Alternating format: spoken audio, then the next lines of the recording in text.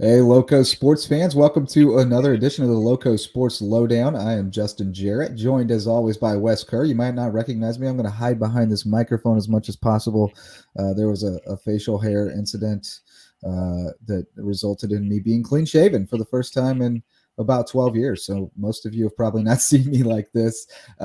You won't see me like this for long. I'm growing it back as quickly as possible. But there was a mustache involved in the Halloween costume, and my wife did not approve of the mustache alone, so we had to go all the way down. So that's what got us here. You get to see it now for a couple of weeks, and then it's gone. So Wes, how you doing, buddy? Did you get to do anything fun for Halloween? We had quite a trick-or-treating festive scene here at Lawton Station. Yeah, it was a frenzy. Where I live here in Hilton Head, and I'm doing great. We got to hand out some candy, and just awesome to see all these Lowco kids, these Hilton Head kids having a good time, and lots of cool costumes, including a family that went all out in the Star Wars. That got Luke Skywalker, Baby Yoda, Princess Leia, the whole works. And man, that was cool to see. Yeah, a lot of unique and creative costumes throughout the night, but. It was a fun Halloween night, and we are now into November, which is crazy to think that 2022 is almost over and starting to wrap things up for fall sports and still cross-country states to come as well, alongside football, of course. Then we still got one more tennis team in action because the Hilton Head Seahawks knocked off Lucy Beckham after losing to the Bengals in the playoffs these last 2 years. So how sweet must that feel for that team? And then especially senior Emily Ruckno looking to win another state title and would be her first since freshman year back in 2019 when we just started the podcast. So we'll get to more on that in a bit, but exciting time of the year. Weather is absolutely beautiful, and there's nothing better than covering playoff football, and it's going to be a very exciting few weeks ahead at LowcoSports, and we could have a potential triple header in store this Yes. Saturday before Thanksgiving. Yeah, I think it's a viable possibility. I mean, it could be as few as one, but it could definitely be as many as three. So, I think, well, obviously Buford Academy, Carleton Prep are on track for one of them to get there in 2A. Nobody's beaten Hayward in 1A yet, so I still think they're the team two is to beat. highly likely. I think the question will be Hilton Head Christian Academy. Hilton Head Christian is the one that's questionable, but I can definitely see them getting there too. So, and a rematch with PD would be very interesting because that was a heck of a game up there. So it's going to be really exciting. Buford High, of course, looking really good on the public school side of things, as well as Estill. Although I haven't gotten an update since yesterday. They were waiting on some news on disciplinary stuff from the fight in their game. So hopefully, not too bad of news there for them because they've got a really good shot to go a long way. But lots of stuff to get to. I was out at USCB yesterday for the official introduction of the basketball coaches, which is incredibly exciting. I mean, I'm even more excited now than I was before after meeting both of them and seeing the energy and enthusiasm that Ron Fudala brings to the men's program. And then you pair that with the experience and wealth of knowledge that Sharon Versyp brings after 20 plus years coaching Division I basketball and 15 at Purdue, and it's super exciting. But we'll get to that in a little bit as well, Wes. Let's get into the rundown here because we've got a lot of stuff to get into, and let's start with that Hilton Head girls tennis team. You were out there Tuesday as they took down Lucy Beckham for the third time this season. Lucy, the two-time defending state champ. So Hilton Head trying to get back on top. The road had to go through the defending champs, and they got it done. And you've got a report for us from the court. So let's go to that, and then we'll talk a little bit more about the Seahawks' big win.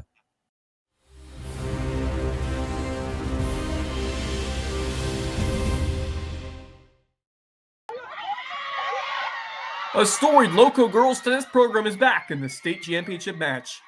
After falling to Lucy Beckham in the playoffs the last 2 years, the Hilton Head High Seahawks flipped the script on Tuesday and slayed the back-to-back state champions 4-1 to advance to Saturday's 4A state title clash.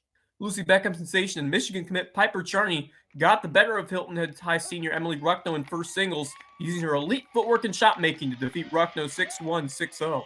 But the Seahawks' outstanding depth came up huge as K.S. Kersey downed Leela Small and Alyssa Ruckno took down Mackie Black in fifth singles. Haley Poplin showed resiliency in a remarkable three-set comeback win over Perrin Rogers.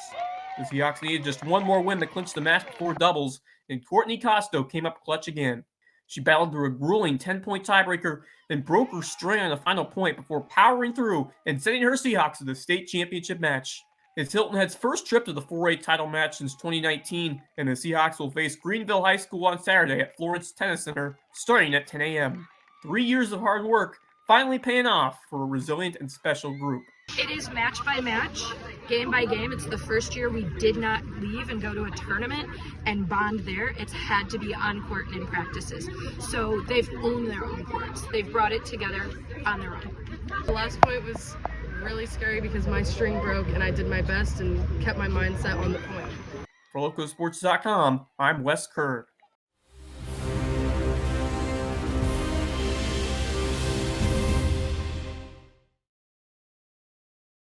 All right, Wes. Well, a tremendous performance, and you heard from a couple of the Seahawks there, one of the team members and one of the coaches there. What a performance by the Seahawks! How great is it to see this team back in the state championship match after a couple of years off, and Emily Ruckno gets a shot to go out on top. Yeah, that's what you want. Ruckno has been the leader since her seventh grade year, as Whitey Camper said, coach of the Seahawk team, and I'm just so proud of these young women. They slay the beast that is the Lucy Beckham Bengals, and that's kind of this upstart team that kind of came out of nowhere and took down Hilton Head, who has been a perennial state title participant these last few years, and they beat them in 2020 and 2021, but not this year. Seahawks get them all 3 times, both in the regular season meetings and then in the postseason. What an effort, especially by Haley Poplin playing number 2 singles and number 4 Courtney Costo, with 2 really huge match-swinging wins in third-set tiebreakers. Poplin had to come from behind to win that second set and then dominate that tiebreak 10-1, which was really the swing match in this final. And Emily Ruckno, of course, fell short to Piper Charney. Man, what an exceptional tennis player Charney is. I mean, she hit some world-class shots in that match. Her ability to get to some loose balls and just her reach to get contact with some balls that normally would go for winners. Just incredible, her athleticism on the court and her footwork. She is going to do some big things in the coming years, and she's going to play college tennis at Michigan. So by far the best high school player I have seen in person, Piper Charney, and looked really good against Emily Ruckno, but the Seahawks' depth really shined. And how about Courtney Costa, who clinched it in the regular season meeting here at home, and she does it again. And the final point, she said she was dealing with a broken string on her racket. And that last point lasted over 30 seconds, but Costa just finds a way to power through it and seal that win. But if they lost that match, the Seahawks would still be ahead 3-2, but they would have to go to doubles, which would certainly favor Beckham in both. I thought in both first and second doubles. So Costa once again the difference maker to close it out. So for the first time since 2019, Hilton Head High heading back to the state finals, and I think they will finish the job on Saturday in Florence against Greenville and bring back a state championship to the island. So just so proud of this team and really happy for Emily Ruckno. I mean, her leadership has been the difference, and I'm sure she was absolutely pumped to see her teammates get it done and give her a chance to finish out her career on top.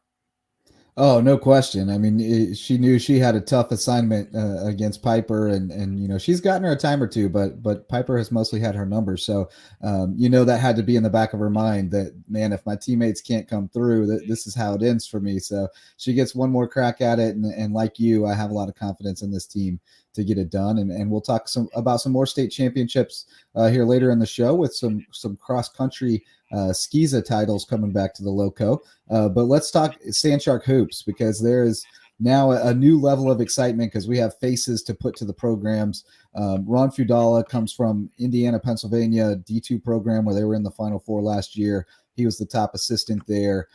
Carnegie Mellon graduate, and he made the joke that, people ask me like, you went to Carnegie Mellon, why are you coaching basketball? And, it's a passion thing for him. He's known since a young age that this was what he wanted to do, what he was meant to do in life was coach basketball. I love his energy. I think he's going to be incredible. And then he's got an incredible yin to his yang with Sharon Versyp, who just brings so much experience and knowledge to the position, having been at Purdue for 15 years, 4 Big Ten tournament titles, twice went to the Elite Eight. So, I mean, this is a big-time coach, winningest coach in Purdue history. And and she's going to be there to help build the foundation for this program. And we'll have Genia Montford on the show here in just a minute. And we did talk to her about the fact that she's going to be Sharon Versyp's boss, but she feels like she has so much to learn from her, and just what an asset she's going to be to that entire athletic department as they try to really navigate how you go from small time to trying to go to big time, and she's been there. So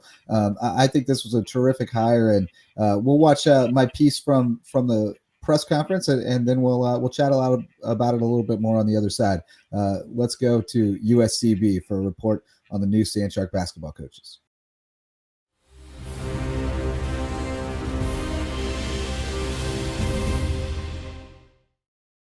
On Tuesday, the Sand Sharks introduced men's coach Ron Fudala and women's coach Sharon Versyp, whose name is well known among hoops fans due to her 15-year stint at Purdue, where she is the program's winningest all-time coach and led the Boilermakers to 4 Big Ten tournament titles and 2 NCAA Tournament Elite Eight appearances. Yeah, kind of a big deal. When this opportunity, with the circumstances that I just said, adding a women's basketball program from the ground up, and a part of that is I had to work for the right person. As you go through your career, you want to make sure you surround yourself with great people, and you've got to have a great boss that's connected. And so when I was thinking about that, they had to be have similar likes, have a good sense of humor, dedicated, and had a great vision. So when this came about, I thought it was a great opportunity and a great challenge. And I was helping anyways, just young people, and I thought this would be something kind of groundbreaking. Fudala and Versyp each have a full year to recruit and prepare their rosters for play in the NCAA Division II Peach Belt Conference next winter. As I said before, I don't think there's a selling challenge here. I don't think there's a resources challenge here. I think once we get all of our guys on campus and starting 15 guys that are brand new, that's going to be a little bit of a challenge, because usually you take over a program and there's already some guys there on campus, so you have some type of experienced guys there. With here, everything's brand new, so it's going to be a challenge in that regard. But on the flip side, I don't have any bad habits to break. I know the type of basketball I like to play, and I know the style I like to play. I don't have to come in and change any bad habits. So they will be in high school gyms and working the transfer portal to build the rosters that will launch Sand Shark hoops. Fudala was the top assistant at Indiana, Pennsylvania, which played in the D2 Final Four a year ago, and he's excited to put his own stamp on a brand new program. Obviously, there's the winning and losing aspect of it and the record part of it, but that won't be success for me in my first year. Success for me in my first year was, do I have a foundation of culture? Am I able to build that? Am I able to build a winning culture? I said this on my interview. I said, we're going to win, and I know we're going to win. And then I got the question back, well, you say you know you're going to win, but what does that mean? I'm like, winning is more than the win-loss column in your record. We can win in the classroom. We can win in the community. We can get signs out on that island. We can get gear into different shops, and we can spread the word about this beautiful campus, and that will be winning to me in the first year. Versyp says it's important to be patient and focus on the building blocks of the program before worrying too much about the Sand Sharks' record. Trust the process, she says, and the wins will take care of themselves. Success to me would be them coming in and just starting this foundation, and that they're going to leave the legacy, that first class that comes here, and how important that is. And after the legacy is, being great in the community, being good students, community outreach will be out in the community. And bringing people into the stadium. It's not about wins and losses. It's about all those other intangible things that will create the wins and not many losses, I hope. Yeah. No, yeah.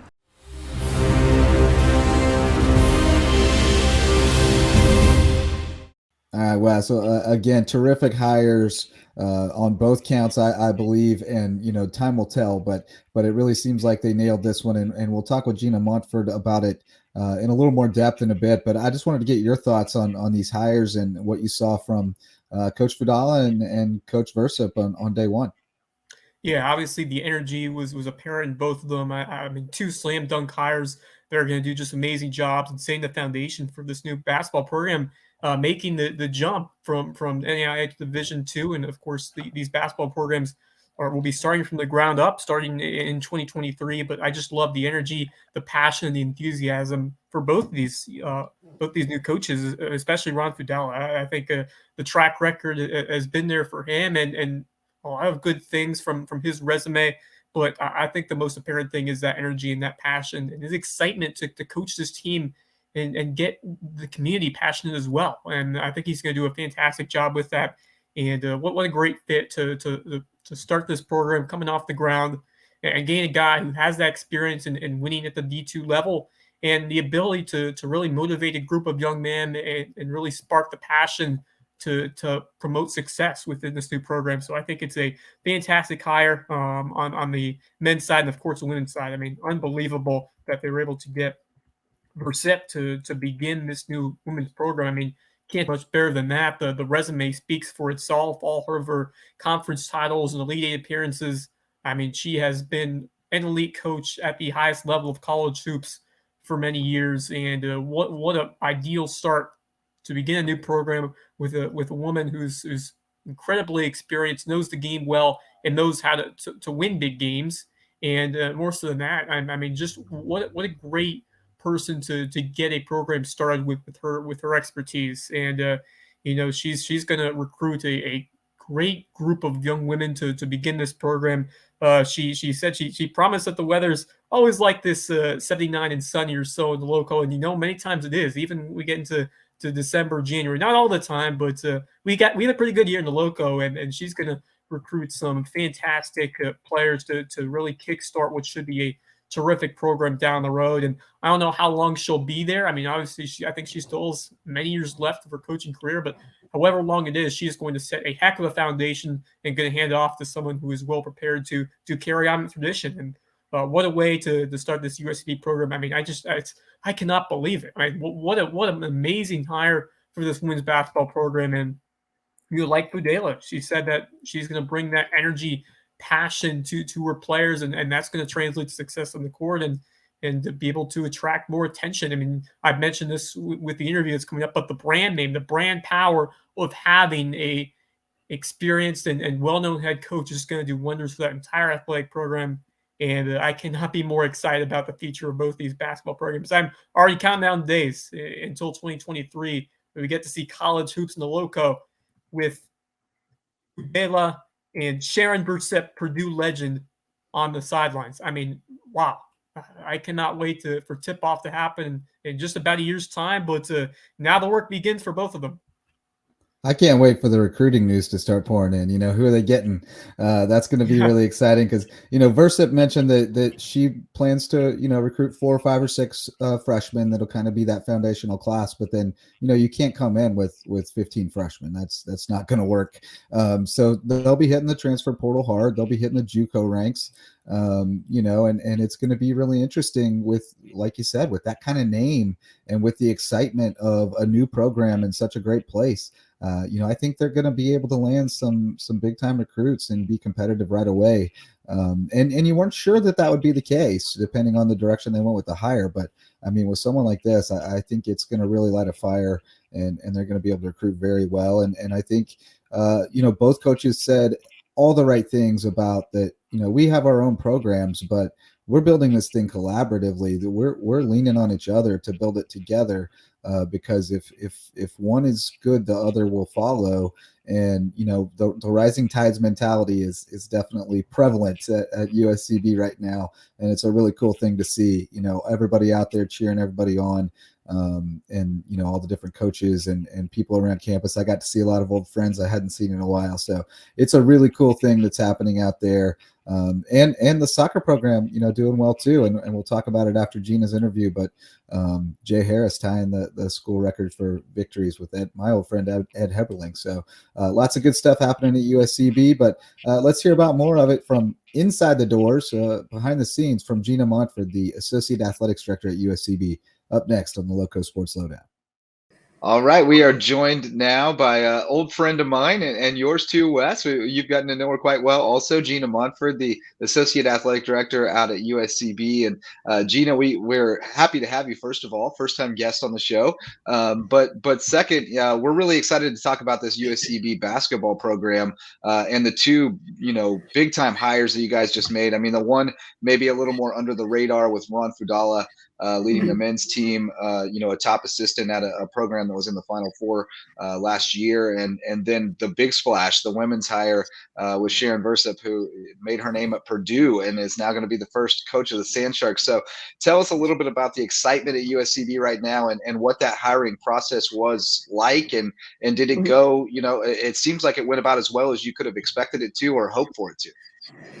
Yeah, well, thanks first of all for having me. And yeah, there's a lot of excitement on campus right now. We actually just met with both Coach Fudala and Coach Versyp this morning about just processes, getting on the ground running and ready to recruit and really make a big splash in the Lowcountry with basketball. And so it's super exciting. It is honestly a game changer for us in a lot of ways. Just brings with the NCAA transition a lot more notoriety to really great programs we already have here on campus. And so we're excited and can't wait to see, the team come in the early fall and see basketball bouncing on our court here soon in less than a year. Be ready to kick off next year. So we're excited.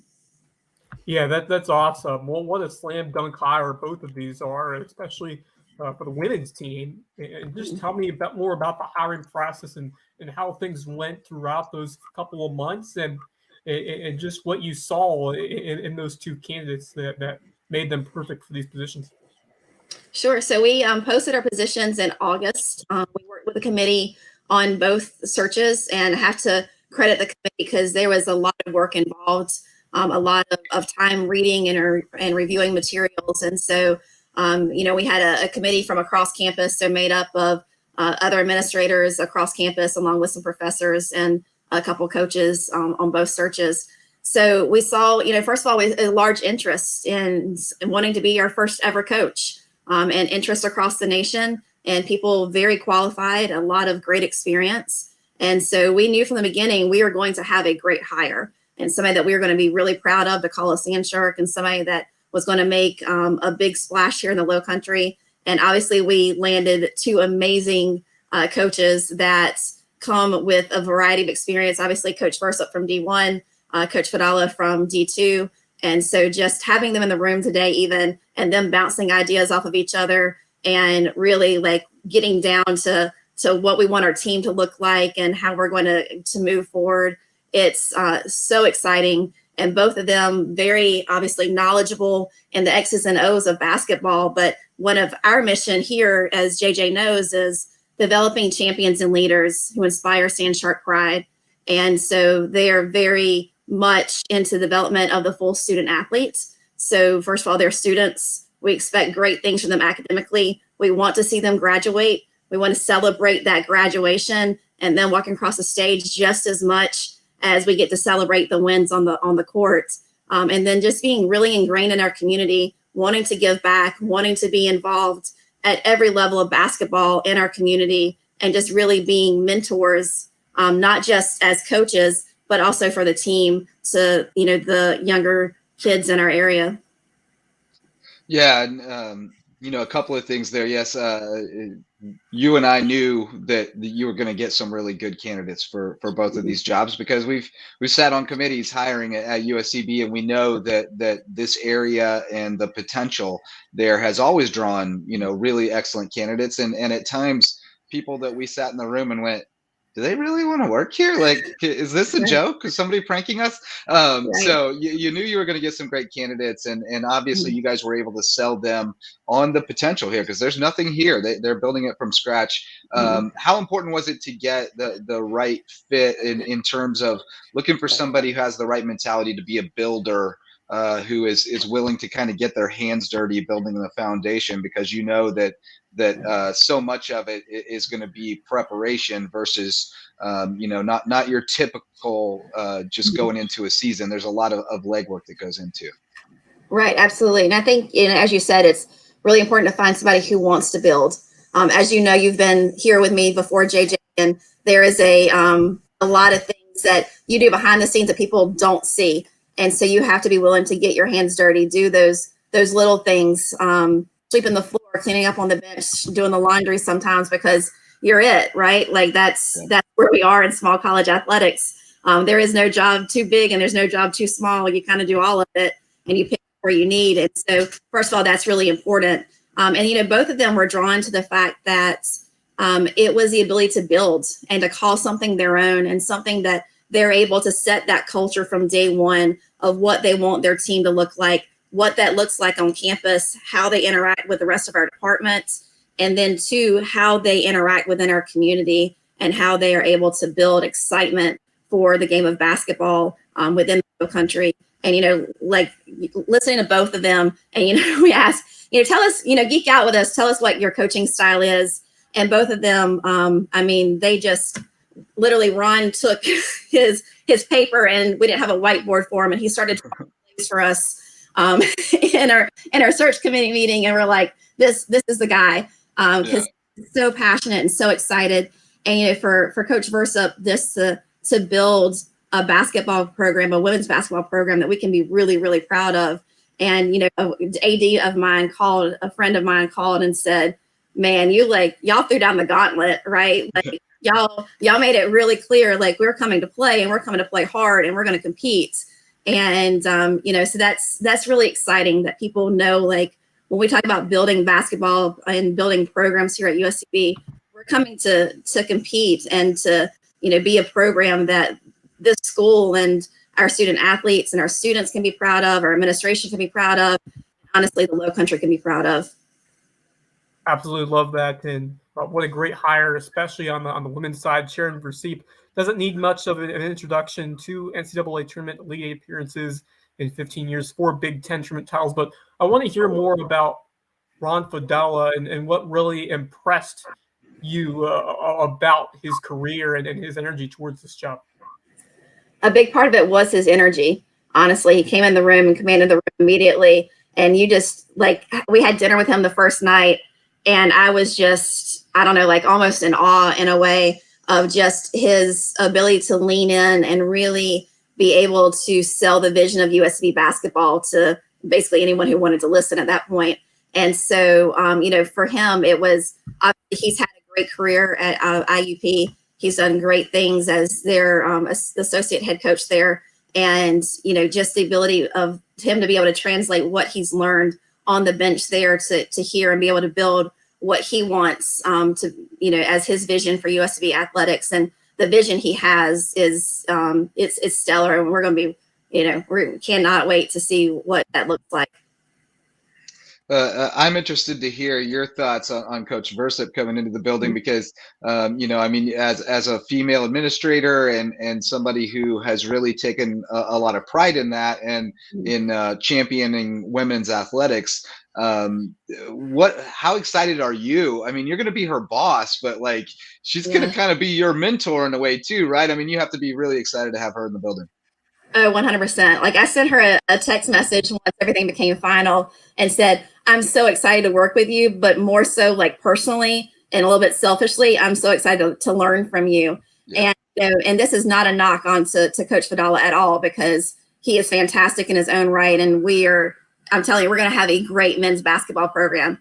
But as a female and a female administrator, very rarely do you have a women's basketball program gain more press and they're higher than your men's program. And that's what we've done with Coach Versyp. And again, that's no knock to Ron or to Coach Fudala at all, because like I'm telling you, we're gonna have great things, but just the ability to say we hired Coach Versyp as our first ever women's basketball USCB. That's special. It's real special. And that's got to be huge for just brand recognition and being able to attract more attendance and being able to just grow the brand name and the recognition by hiring such a prestigious first coach in the women's program. So just talk about that aspect of how much will this help the brand of USCB by bringing one of the best coaches of this past era of women's college basketball. Is that recruit questionnaire heating up? I think it is. Definitely so. So, and we've had great, media attention and very positive media attention from hiring Coach Versyp. And you look like, JJ said on one of his broadcasts, you look at just the article and the who's who of quotes we have now with names attached to our program that it's phenomenal. And so, just who she brings and with her and the knowledge she brings with her, the experience. I mean, you cannot deny, her success at Purdue and what she was able to do there. And so, to be able to bring that here and say that's exactly what we're looking for and that's how competitive we want to be. I think it speaks volumes to, obviously her experience and what she's going to bring to basketball for the Sand Sharks. I'm sure it also, you hope, will help with the fundraising aspect of trying to get funding for an arena and getting on campus with your other programs. But what are, I know it's a short timeline here to get going for next year. So where are we at as far as a venue goes? I know there's some retrofitting happening at the rec center. So where are we at on that and what's the plan going forward? Right. So there are plans to retrofit our current rec center, which currently has 2 courts that run side by side. That's high school regulation. It is built to run the other way as collegiate floor. And so there's plans to add offices, locker rooms, to flip that court, to redo the flooring in that court, and add spectator seating for probably close to like 1,000 to start off with, which is, we expect that we're going to be at capacity, which is going to make a great environment for our student athletes to play in, a very tough environment for our visitors to come in and have to compete in. And so I think that's going to make a great venue. It may be small, but I think it's going to make a great venue for game day. And then long term, looking at something like a convocation center akin to what they have at USC Aiken, which we've been talking about since back when I was there. Is that coming closer to reality? I understand there's some funding in place for that. There is, this coming closer to reality. So we talk about this retrofit being a short-term project of about 4 years that will play here, which 4 years is not technically short-term. We talk about it's a full class of student athletes, but looking at hopefully being in an arena / convocation center in 4 to 5 years here on campus, it's exciting, and to have that type of venue that not only is going to be great for USB athletics and for the program here, but what's going to be great for the community, where we can hold those graduation ceremonies for high schools and have that community facility that we don't currently have. Maybe some high school basketball games too over there. That'll be fun. To we can have some tournaments. LowcoSports tournament.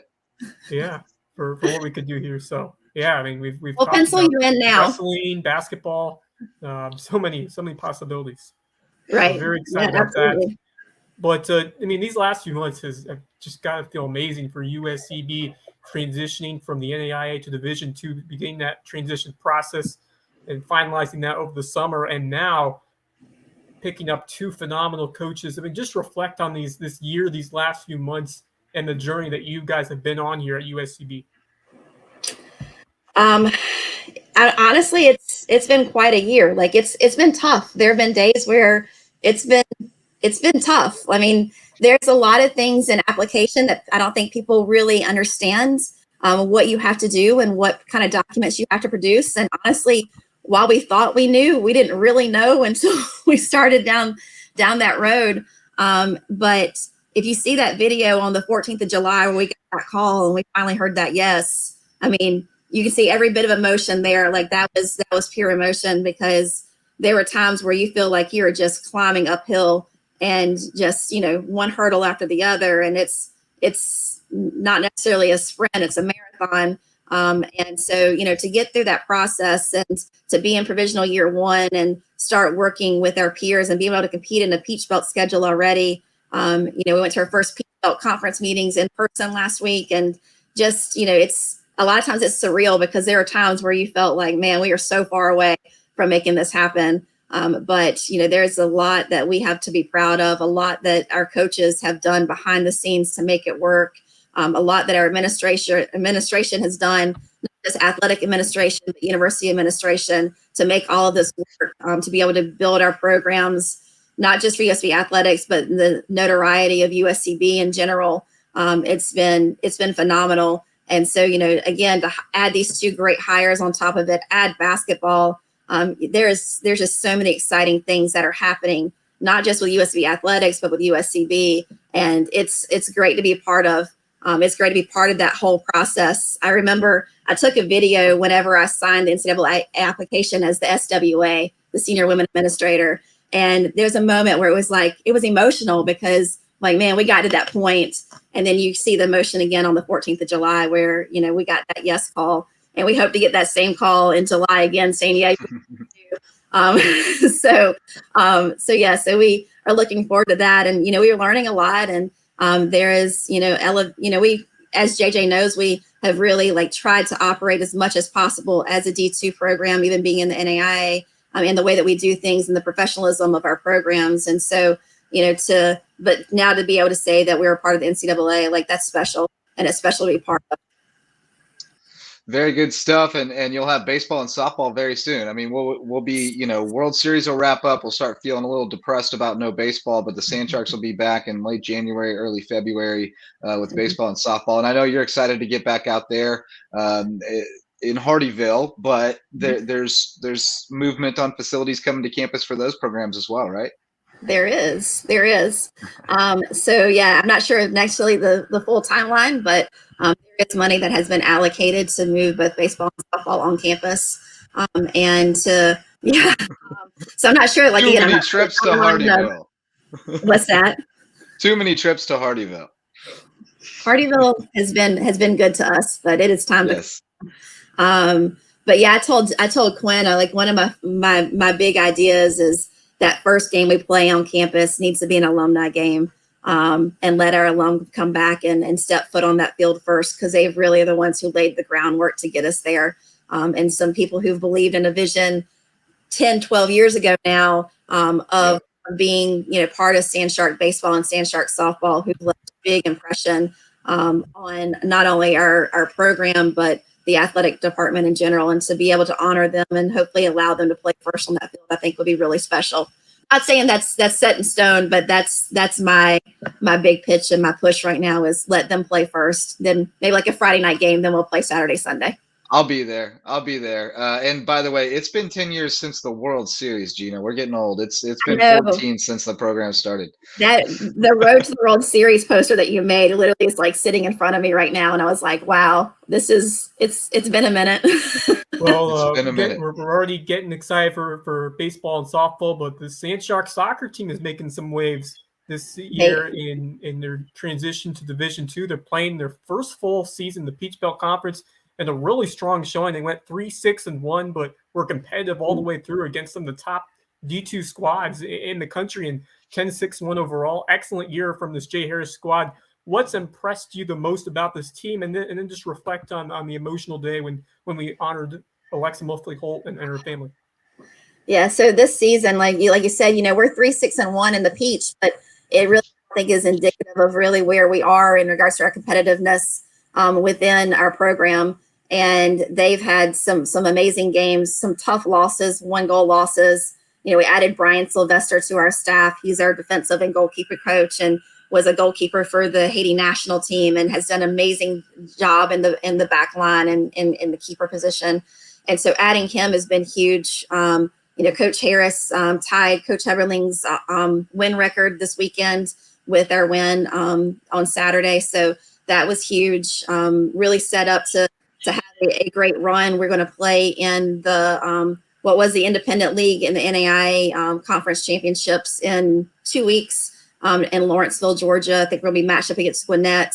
We get a win in that, then we're looking at making the NAIA opening round for the first time ever, which is an amazing thing to be proud of. And so this team has been good, and Coach Harris continues to recruit very highly, and continues to push the team to just be competitive day in, day out. And so excited to see how the rest of the season plays out for us. I think we got a lot of big things still ahead of us this season. Looking forward to being there and seeing them in Lawrenceville in 2 weeks to play that conference championship. But going back to Alexa Muffley, that day was tough. It was a tough and really emotional day. Just to backtrack to how we got there, Alexa Muffley was a player on our soccer team. She graduated in 2015. Married a baseball alum also, and they have two beautiful little girls. And she passed away of brain cancer earlier this fall. And so we honor her as part of Senior Day. Her family has set up a endowed scholarship in her name. And so they made that first donation on the field on Senior Day. And as part of the halftime celebration, we retired her jersey. So no one else will wear Alexa's number again, which I think is a great honor to her. And just, her as a person she was a light. You felt comfortable always around Alexa. You felt like you were family. Her family has always made you feel like family. So that was a emotional day, an emotional call to get. And still I got to see her husband Zach while at the field that day, and just to be around him and his little girls and honor Alexa. That was a special moment with her family, and also an extremely tough moment. Yeah, and man, they had been through it. Zach had a scare with a brain tumor himself right after he left USCB, I believe, or right after he graduated, right? And they got through the opening round for soccer or for softball, and he had surgery. That's right. At that point. That's right, and so they thought they were out of the woods with that, and survived that scare, and then for her to have cancer was just devastating. But and you're right, she was absolutely a light, loud and boisterous, and just put everyone at ease, and came by it honestly, because Barry and Tammy are also very outspoken and vibrant. So what a great family, and we definitely have our thoughts with them, and what a cool thing that they're doing, to honor her legacy at USCB, because she was a big time player. She was our first big time player coming in from ECU. Right. And there was excitement around the team because she was coming in, and she lived up to it. She was a beast on the field. She dominated the game, took it over. Yes, when she was playing well, there was nobody better. So, and then we got to reconnect with her when we were 8 and went to the state tournament for baseball in Florence. We got to reconnect with her and Zach, and took our team to Holt Brothers Barbecue for a team meal, and we won the next game. So we came back the next night and ate again, and would have gone a third time if they'd have been open on Sunday, but it was that good. So awesome. Thanks for sharing that with us, Gina, and thanks for all you do, and continue doing the great work over there. I've been here from the start, seen it on the ground floor, and where it came from to where it is now is pretty incredible. And not many people have been there, through all of it, but you've had a role in it from the very beginning. So congratulations on all the success, and we look forward to seeing you guys this week for the big press conference, and seeing Sand Shark Hoops very soon. Sounds good. Thank you, guys. Appreciate it. All right, we'll be right back with more here on the LowcoSports Lowdown. All right, Wes. Very cool to be on this side of the mic with Gina. We worked together for such a long time. Even when I was at the Packet, we were working together on game days out at USCB, because it's all hands on deck out there. And then I got to work side by side with her for 6 years at USCB, and to see the role that she's taken on there, and the leadership role that she's taken, especially with the women's programs and with mentoring the young coaches. And now she has a legendary coach to kind of help mentor her. There's a lot of good things happening out there. I'm really excited for the Sand Sharks. It's a dream come true for Gina to be able to work with one of the legends of women's college basketball in Sharon Versyp. She was absolutely thrilled when we saw that hire, and well deserved, because she has done so many amazing things for this program as they transitioned and embarked on this new journey, going from the NAIA to Division II, and her commitment and the work that she put in has been instrumental in that success and getting over the hump, and bringing this Sand Shark program to this new age of D2 athletics, and cannot be prouder of what she has done. And I've been able to work with her too through my work with play-by-play for baseball, softball, and women's soccer this fall, and just really enjoyed being able to work with her and get some advice from her along the way. So she's going to do some great things, including continued mentorship with younger coaches and be able to learn a little bit for herself from Coach Versyp, and just great to hear her thoughts on what she has done to elevate this USCB program, and once again her thoughts about this USCB soccer team, and we'll kind of transition there as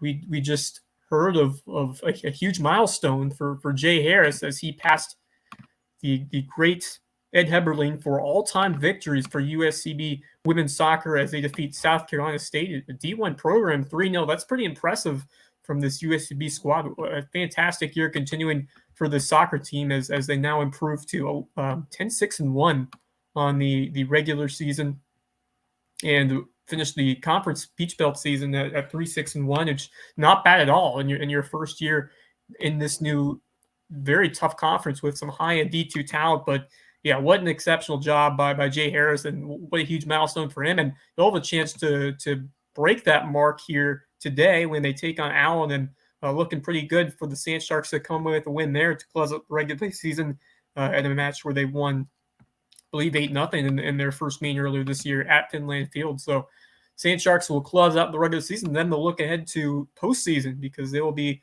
a part of the Continental Athletic Conference tournament. And if they perform well there, they'll be able to get an opportunity to get in the NAI opening round, which would be, as Genia said, a huge, huge accomplishment for this group. And I'm sure they will take full advantage in this last opportunity to compete for an NAIA title. So congratulations to Jay Harris, and appears that he will break the record today against Allen, and just what a huge accomplishment for him, and just speaks to especially what he has done this year with this transition season. And we knew it wouldn't be easy, but that 5-0 start that they had, just incredible, and nearly 500 minutes of not allowing a goal.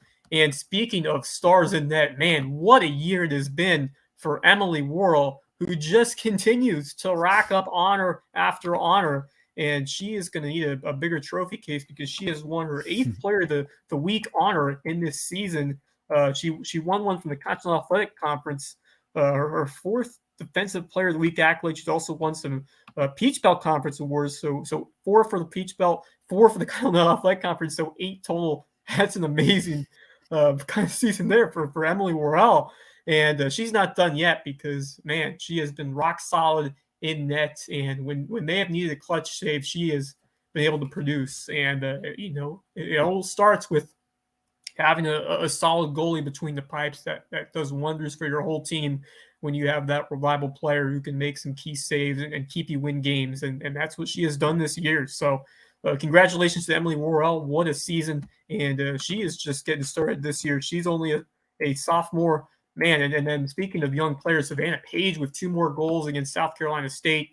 What a stud they have found there with Page. I mean, she has made impacts right away in that first game in the season, scored in her very first collegiate appearance, and she has been an unbelievable piece offensively, playing alongside Mari Clavat and Tanae Pine Anderson. She's been an excellent finisher when she's gotten feeds close to the net. So really excited for the future of the squad. So many great young stars. And I didn't mention the defensive players who have made an impact, like Molly Kerr, who has been sensational coming over as a sophomore. Candy Harris.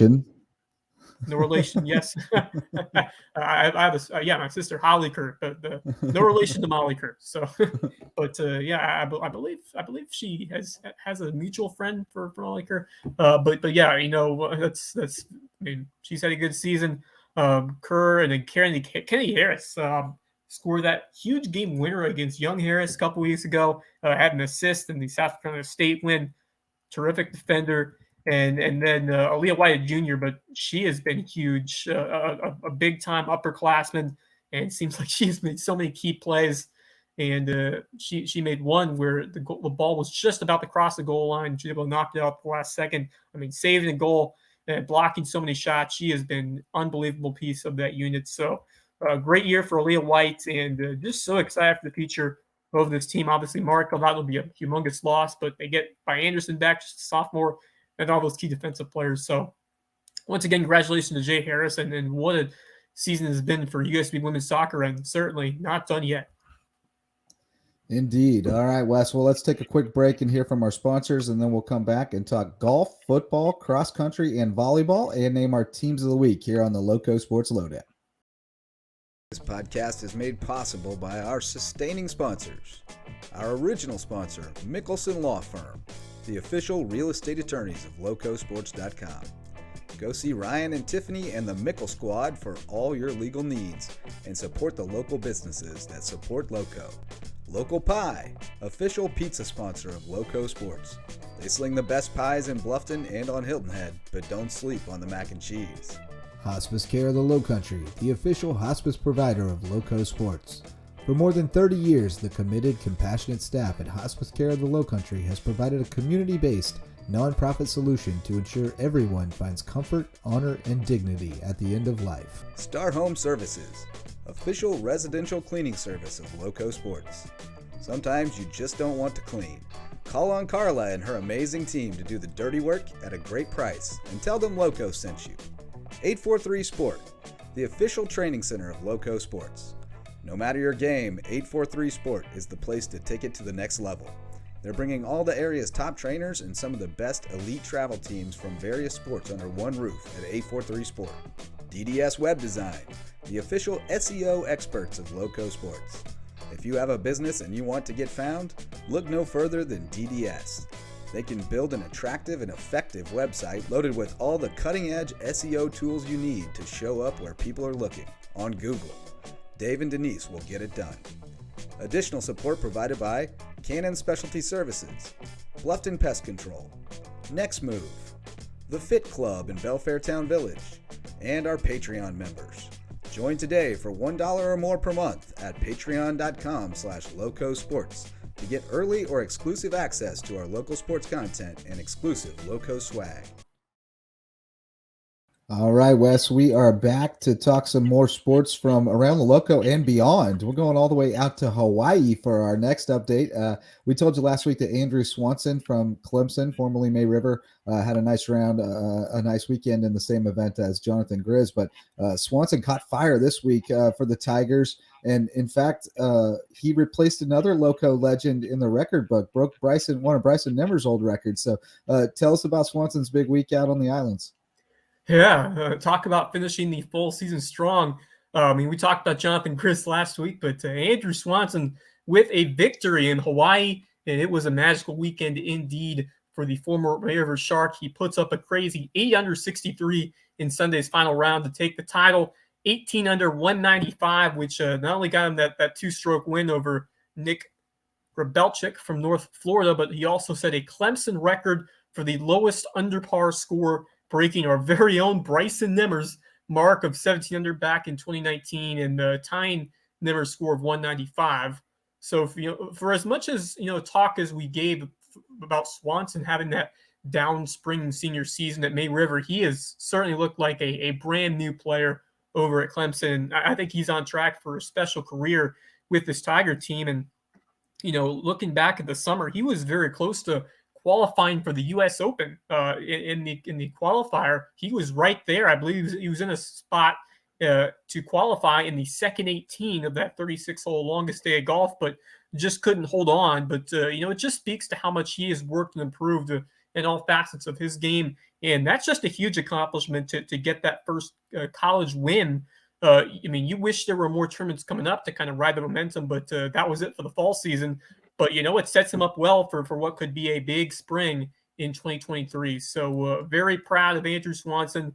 And we've got some serious golf talent here in the college ranks now with Swanson, now Jonathan Grizz, who could very well follow in Bryson's footsteps. In fact, Swanson already broke one of Nimmer's records over there at Clemson. So, and I think both of them can look to blaze that path to the tour. And I have a feeling that Swanson could be up to the task.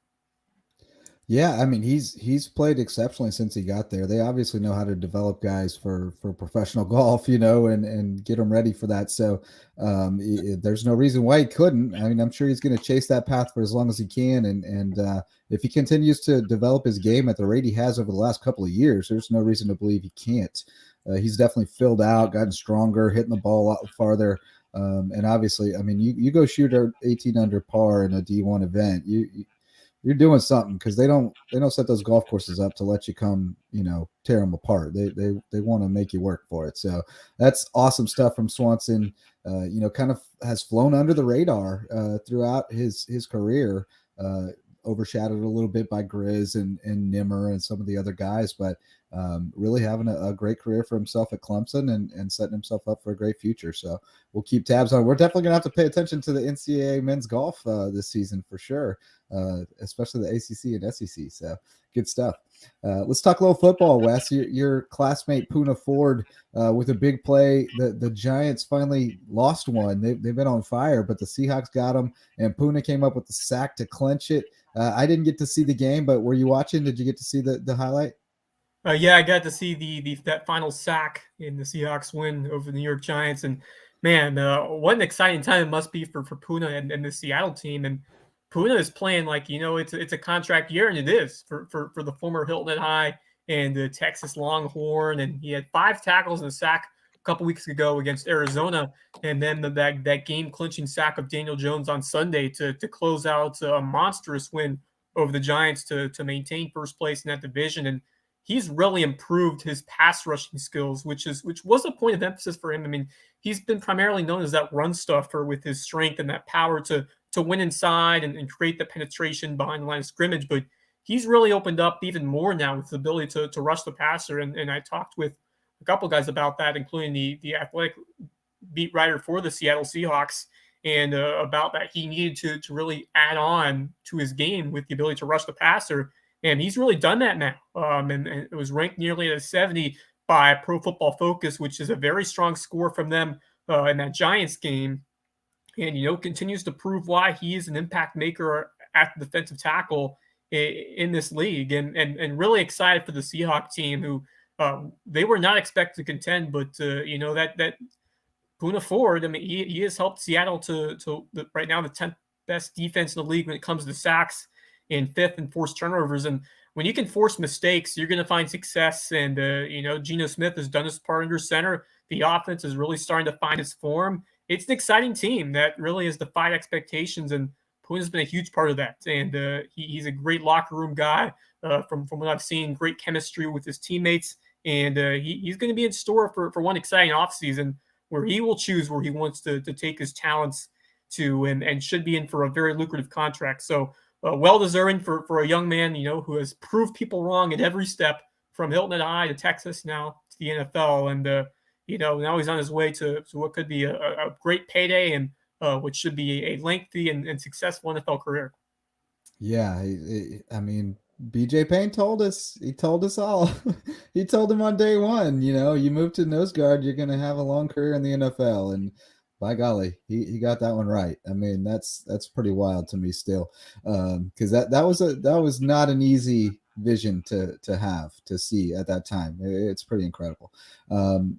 Speaking of football coaches, we will have a new one at Carleton County next season. Chris Howell relieved of his duties as the Cougars coach.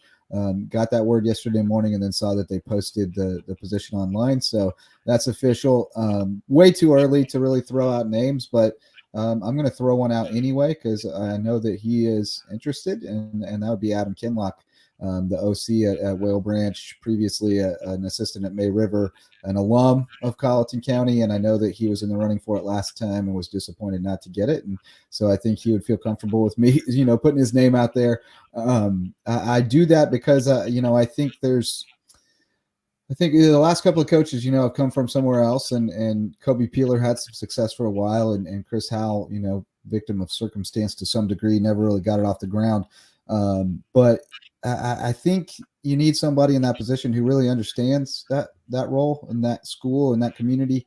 And I think an alum like Adam Kinlock, whose father was a coach there as well, would fit that bill, and would surround himself with the guys he needs to make himself successful. And I think that's a sleeping giant. I really do. They have great facilities. It's the only public school in the county, so they're drawing a lot of kids in there. And they always have athletic players. They have basketball players who can become football players. They have track stars who can become football players. And so I think it's a potentially attractive position for the right person, but it has to be a person who understands the community and leverages the opportunities there with a really good recreation department where they can get in at the ground level and put their systems in place early and start teaching kids Even if you're playing flag football, you can still be running some schemes that introduce them to some plays and concepts. And so I think with the right person in there, there's real potential for the Cougars. And I hope they get them. And maybe it's Kinlock, maybe it's somebody else we don't know about yet, who's got a fantastic resume and a vision to build this thing. But I do think there's the potential with the right hire for this to become a program that competes in Region 7 4A. Yeah, and I think you're onto something there with Kinlock and just more generally the potential of drawing someone in who knows the area and knows the Lowcountry and kind of has that assimilation factor that he knows what to do to really cater to these kids and grow these kids. And knowing the area, I always think is a huge component to that. And Kinlock with some great success over there, Will Branch, and as you mentioned, former alum of Colleton. And so, I mean, it's looking like a great fit, but obviously they will look and see who the best fit is from a variety of candidates and through the hiring process. But, I feel bad for Chris Howell. I mean, like you said, circumstances kind of dictate what happened. And we had the team, he had this team in the thick of it all year long. I mean, they picked up that enormous win over North Charleston in non-region play. And that's a win that you thought would really build this team heading into the region slate, but just couldn't quite get it together in region play. But, I love the effort and the fight that he helped instill in this group and nearly had that road win over Lucy Beckham. And they fought hard against Bluffton, just unable to pull out that victory in region. But, it wasn't easy. That region was loaded from top to bottom. Yeah. I feel bad for him, and you just wish him the best going forward. But I have a great feeling that he'll land the spot that is right for him and continue to make positive impacts in the lives of young men in his new chapter. So all the best to Chris Howell as he begins a new phase of his career, and wish him all the best. And I think big things are in store for Howell, and I think big things are in store for this Colleton County program as well. I think they've got a great array of talent, been able to draw some kids in, great athletes, as you mentioned. Akeem Gant, one example of a guy who's just has that innate talent to excel no matter the sport. And I think they're going to do a good job of drawing more kids in the future. And I think they're going to find a great leader who has that ability to elevate this team to that next level. And I do think Kinlock would be a great hire, but whether or not it's him, I think they'll find someone who will be ready to make an impact and look to lead this group, because I do believe there's a lot of potential in Colleton. And we've seen it in other sports with basketball, with softball. There's some talented athletes here, and I think they're going to find someone who will make the most of that group.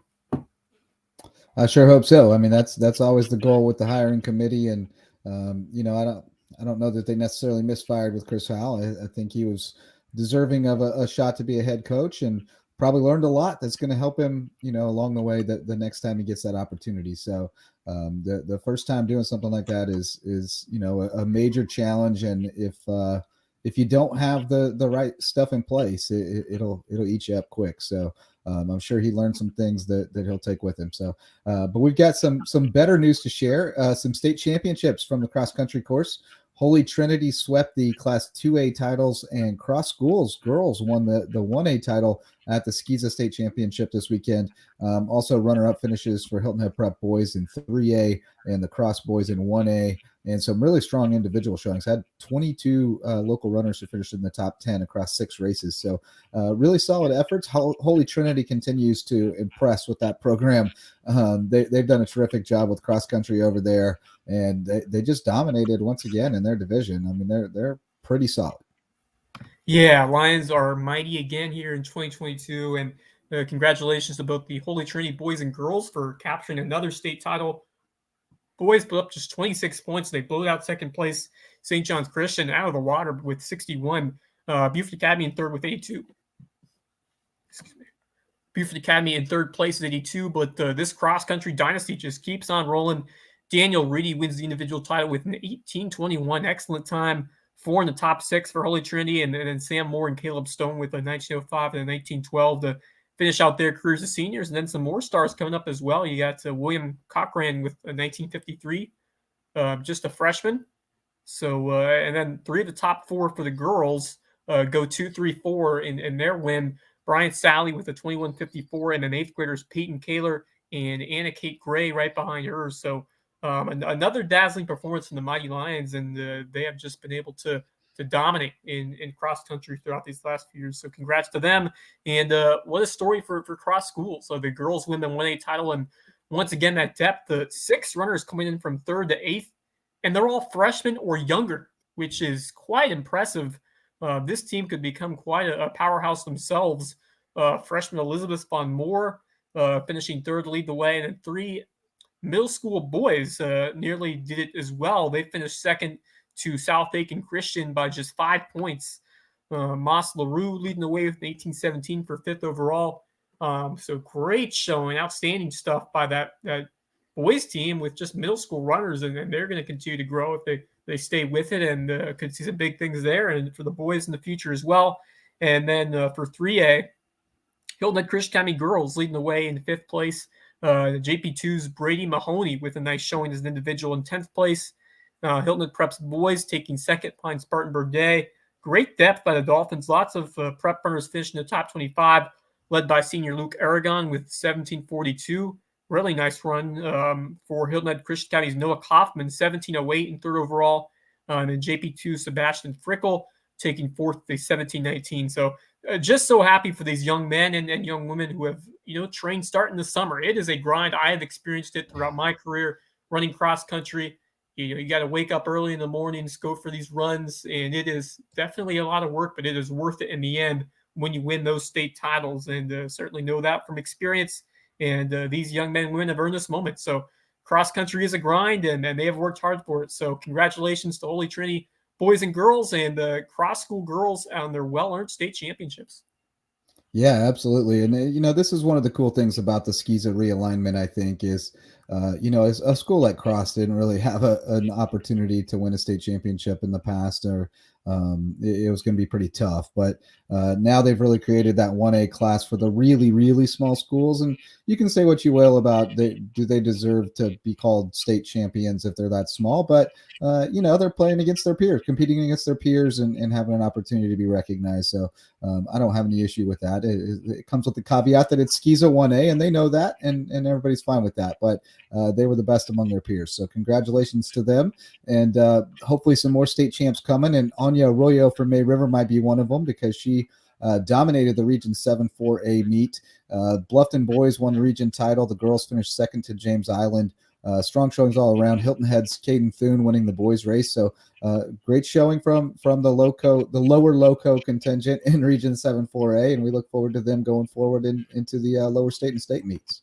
Yeah, we'll have the lower state qualifiers this weekend, and then states will be the weekend after. So wrapping up the fall sports schedule very soon, besides football. And congrats to the Bluffton boys on winning that region crown in 7-4A. Thanks to 4 finishers in the top 11.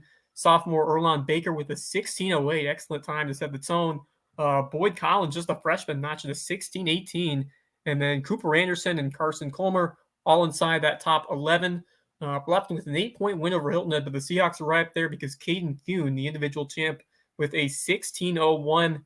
And then J.D. Gilman, that's right, yet another Gilman on the cross-country team, clocking in at a 16:07. So great to see the Seahawks back up there. They have been perennial champions over the past decade or so, and maybe a little bit of a drop-off these last few years, but they're still up there, and great to see them competing once again for those region crowns. And my goodness, Anya Arroyo, once again, leaving her competition in the dust with a terrific 18:03, 32 seconds clear of runner-up Avery Belk from James Island. And the Trojans do take their team title. May River just not much depth after Arroyo. They finished 5th in this meet. Yeah. But Bluffton takes 2nd thanks to freshman Elias Hunt with a 19:31. Then 7th grader Gade Cargay puts up a 19:54. So already breaking 20 minutes as a 7th grader. Well done. Future is very bright with both these boys and girls squads, and excited to see them competing for the state qualifiers this weekend. Yeah, it should be exciting, especially looking forward to seeing Anya the next couple of weeks get pushed a little bit more, going up against some top competition, because I'm sure she has a little left in the tank in a lot of these races. When you're winning by 32 seconds, you don't really have to top out and kick as much as you can. So we'll see what she's got in the tank. That's going to be fun. We'll also get to see, well, we won't get to see them, but some people will get to see some stars, volleyball stars, one more time, because Casey Graves and Emily O'Sullivan from JP2 were named to the SCISA North-South All-Star game. And McKenna Mason picked up All-State honors, and I believe she's also going to be in an All-Star game as well for Hilton Head High. So one more shot for them, and great season for JP2 volleyball. Didn't give them enough love this season, I don't think, but they had a really good year, and of course Hilton Head with a great run in the playoffs, and McKenna Mason, what a tremendous talent, and so much fun to watch her these past 4 years, and wish her the best of luck at Ryder. Yeah, great to see some of our Lowco players honored with some big time accolades, and excellent year you mentioned for that volleyball program. 24-10-1 for JP2, and a lot of that was thanks to the quality play of Casey Graves and Emily Sullivan. I mean, talk about two phenomenal leaders of that team. Sullivan, a senior middle hitter, and then Graves, a setter. So we've seen that great chemistry between those two, which has really catapulted this team forward over the years. So especially this past season. So excellent work from both Graves and Sullivan. Excited to see Casey back this year, and then what a season for McKenna Mason. You know, I'm sure she wishes it could have gone a little further. Ended up losing that lower state semis to Lucy Beckham, but she'll always remember that state title that they won in 2020. Just one of my favorite moments covering that team with Addie O'Grady, McKenna Mason, so many of those other stars on there, including Brooke Simons, our former intern. That was a fun year coming out of COVID. Really, the first fall season back in action and seeing that team win was really amazing, and you know, just some great memories made there. So. What a career for McKenna. Just been an absolute wizard with her ability to sit up their hitters, and one of the most valuable pieces to any team in the state. So we'll be rooting her on as she gets ready to play her college ball at Ryder. So what a sensational career for McKenna, and certainly a big-time loss next year for the Seahawks. Yeah, no question. Big hole to fill. We've talked about it before. You can replace a hitter with a slightly lesser hitter when you've got a terrific setter, but you can't replace a setter with a lesser setter and be as good as you were before. So, they're going to have to work to find somebody who can fill that role, and I'm sure they've got somebody ready to step into it. Somebody's been training for it their whole life, and they're ready for that opportunity. So it's going to be exciting to see who the new leader is on that team. But Graves and O'Sullivan both will be on the basketball court soon, along with Brady Mahoney that we mentioned during cross country. So I think JP2 is going to be a dangerous team on the girls hoops side too. They'll of course have to compete with Hilton Head Christian Academy again, and Hilton Head Prep's going to be pretty tough too. But there's going to be some good dogfights between those three squads. It's going to be a fun region. I mean, you got Hilton Head Christian Academy, mini region, too, and then you got some talent across the board over there as well with some of those other SCISA squads. So. I think the all sports region a little bit different than the football region in terms of the alignment, but they're very similar. So but yeah, I mean it's going to be these. I think girls hoops is going to be really deep throughout high school league and SCISA. So already counting out days towards basketball here in the Lowco. We're just a few weeks away, because I think mid-November is when SCISA competition can start. So it's really not far away at all. Yeah, we got to get the Lowco Hoops report rolling real soon. But let's finish up this episode of the Lowdown first. Wes, let's name our teams of the week, and you get the first shot. And we got some state champs and another potential state champ to pick from. Yeah, for my team of the week, I'm going to save one team for next week because I think they'll win their last match on Saturday, and we'll get back to them this time next week. So instead, I'm going to honor the Cross Schools girls for bringing home the state cross-country title in 1A. We mentioned 6 girls all finished from 3rd to 8th place, and we'll let you know their names. Freshman Elizabeth Von Mauer with a 22.06, Aria Mattis with a 22.11, Gretchen Holmes, a 7th grader with 22.41, Maggie Drury 22.45, Reese Montiero 22.52, and then 8th grader India Collins 22.56. And these girls are so young. I expect a lot more success from this group, and if they all stay together, and just really proud of those girls and that coaching staff. Well deserved, and certainly deserving of a chance to compete for a state title. I know it's 1A in SCISA circumstances, but getting the opportunity to do so, I think they do deserve it, and a way to make the most of it. So excellent job by these cross country girls, and the boys too, nearly pulling it off, and just 3 middle schoolers over there. So future is bright both in the boys and the girls side. So congrats to Cross Schools, and then what could be the first of many titles going forward. Well, I've got to thank you for leaving an easy one on the table for me. Congrats to Cross, but I'll go with the double champs. I'll go with Holy Trinity picking up the double championship in 2A.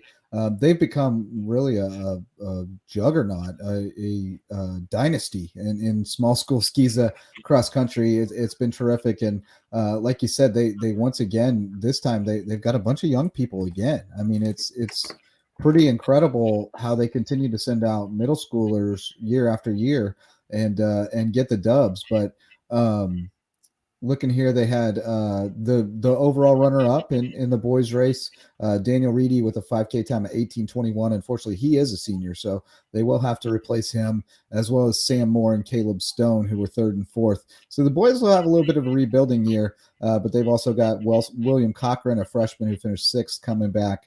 And then on the girls' side, they're still very young there. You had Bryant Sally in 2nd place, was a sophomore. And then you had 8th graders Peyton Kaler and Anna Kate Gray right behind her. So they're going to be awfully young and awfully tough to beat again next year. And obviously they've got something figured out as far as how to train kids for cross country, because whoever they bring out there gets really fast, really quick. So I'm sure they'll find some new recruits as well to fill in those gaps. Yeah, it's pretty impressive what this program has done, continuing to win state titles year in and year out. Really speaks. You mentioned that coaching staff, being able to win with a bunch of different runners, and the training is certainly working.